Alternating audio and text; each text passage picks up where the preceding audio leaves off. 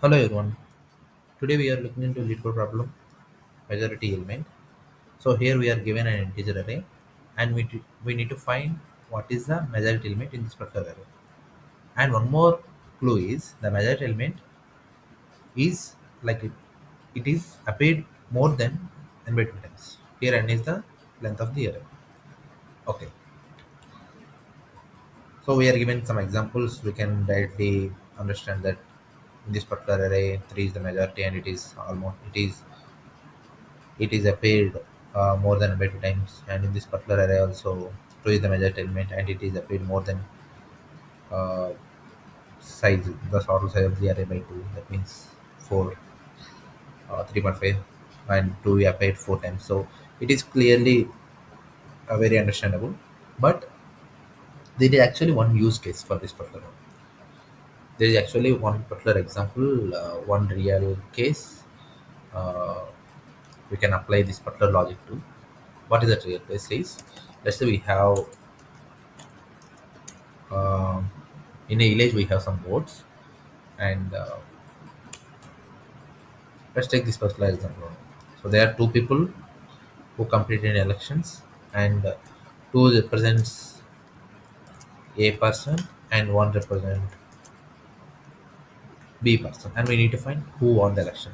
Obviously two people's competed in the elections, that means whoever won more than 50% of the votes is the winner, right?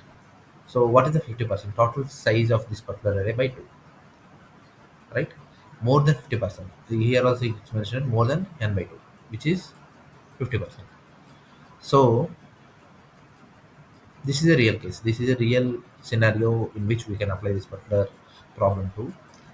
And when coming to the solution, we can actually solve this problem by counting all the elements into dictionary, and we can find who is the which particular value is having which particular key is having more values. That is a straightforward, we can understand, but we can also solve this problem in a more simple manner by using a simple for loop. Okay, let's directly jump into the solution. So I'm taking parameter count, and one more thing I'm taking, it is result I'm assigning nums of 0, and this is what I'm going to return at the end. Okay, then our main thing, we are going to take a for each loop. Okay, and this is a logic. If num is equals to result, I'm going to increase the count. Otherwise, I'm going to check if count is equals to 0. That means I can make result as num and I can increase count, or else I can decrease count. That's it.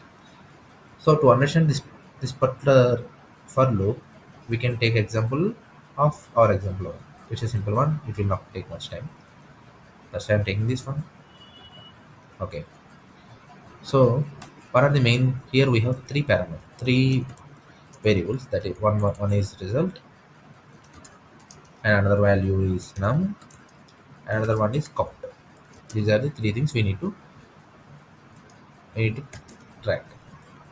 So first, obviously, I applied result as the first element, that is 3. Okay, so I can update result as 3, and count is also 0.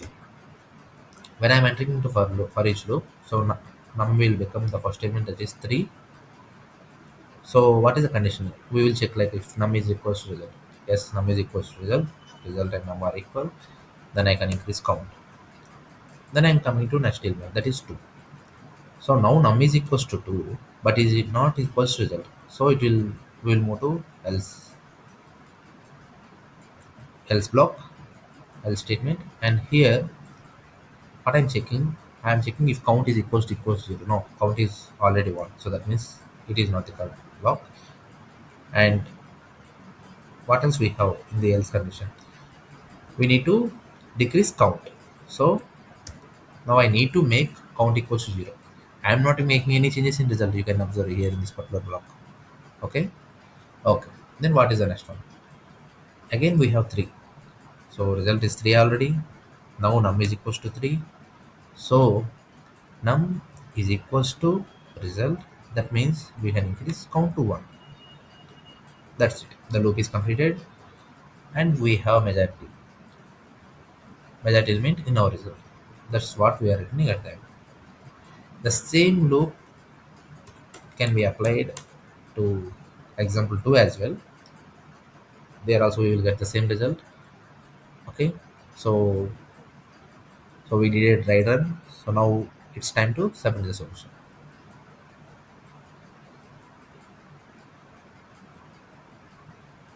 Yes. It's accepted. I should submit it.